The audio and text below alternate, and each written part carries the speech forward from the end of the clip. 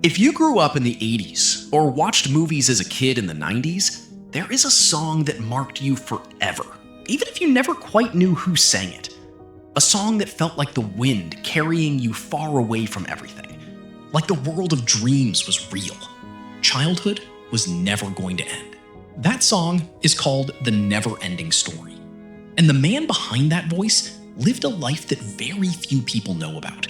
A life of triumphs, betrayals, brutal falls, and a comeback that nobody saw coming.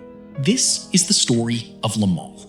His real name is Christopher Hamill, and he was born on December 19, 1958, in Wigan, Lancashire, in the north of England. An industrial city, grey, working class. Not exactly the kind of place you imagine pop stars come from. He grew up in a humble family with his mother, his father, one sister, and two brothers. 4 children, all born before their mother turned 22. Life wasn't easy, but Christopher had something inside him that set him apart. From the time he was small, he wanted to be a performer. He wanted to be on a stage. He wanted people to see him. His first path wasn't music, but acting. As a teenager, he joined a theater company and toured in a production of Joseph and the Amazing Technicolor Dreamcoat. He even landed a small role in a British television series. Music called to him with a stronger pull. He formed a small punk band called Vox Deus that went nowhere. Then he joined another called Crossroad. But life has its own ways of surprising you. One night, at that same club, he met Nick Rhodes, the keyboardist of Duran Duran, one of the biggest bands of the moment. It was a casual conversation between an unknown waiter and a star. But Christopher talked about music with such passion that Rhodes actually listened.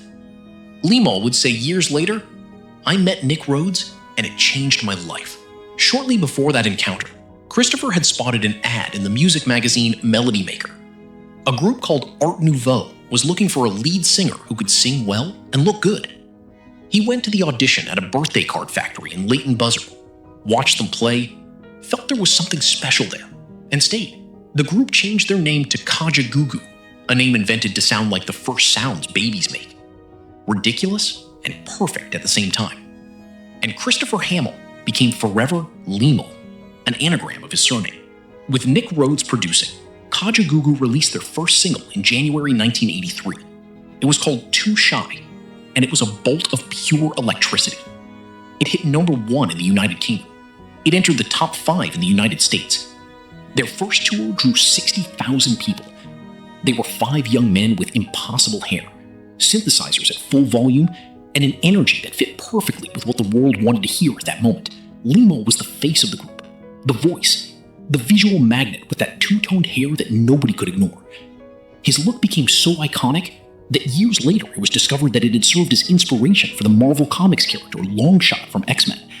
Yes, a Marvel character based on an English pop singer from the 80s. But in the music world, fast success sometimes comes with hidden knives.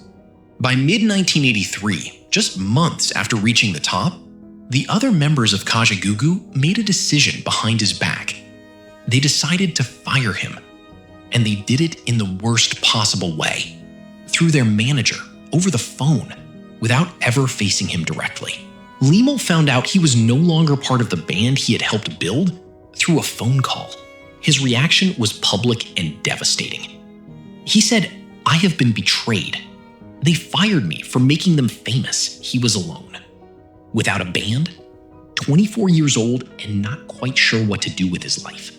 But then came the call that changed everything. Italian composer Giorgio Moroder, one of the most important producers in the history of pop and electronic music, was working on the soundtrack for a German fantasy film based on the book by Michael Ende, a film about a boy who enters a magical world through a book.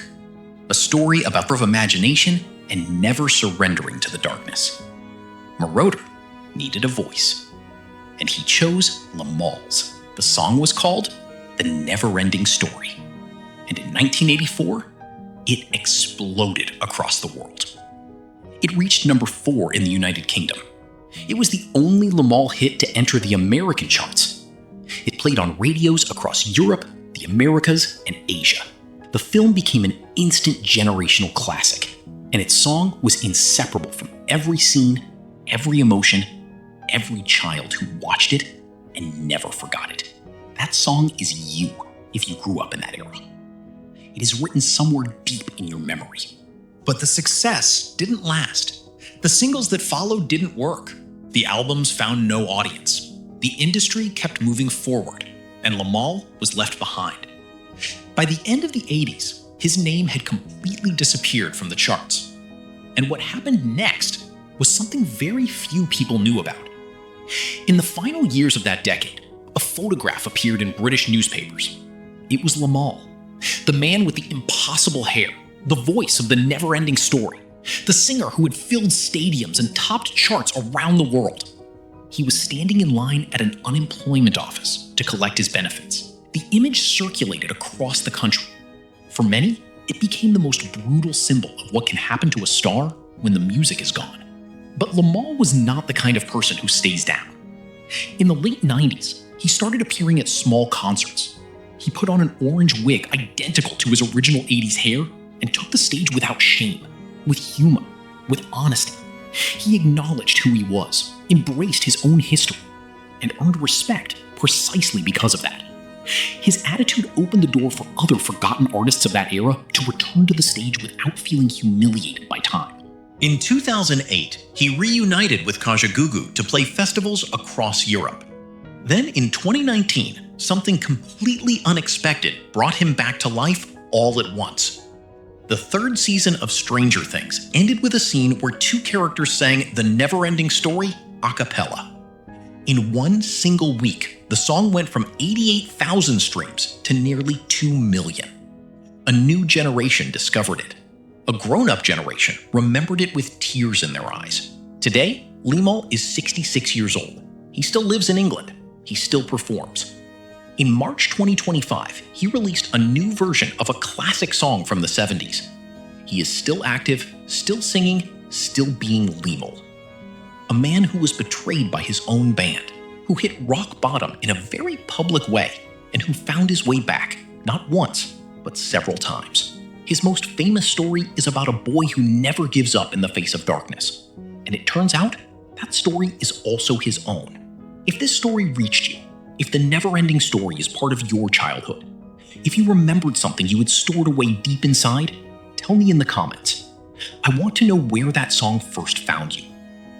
And if you want to keep hearing stories like this one, about the artists who defined an era and disappeared without explanation, hit subscribe, because there are many more stories waiting to be told.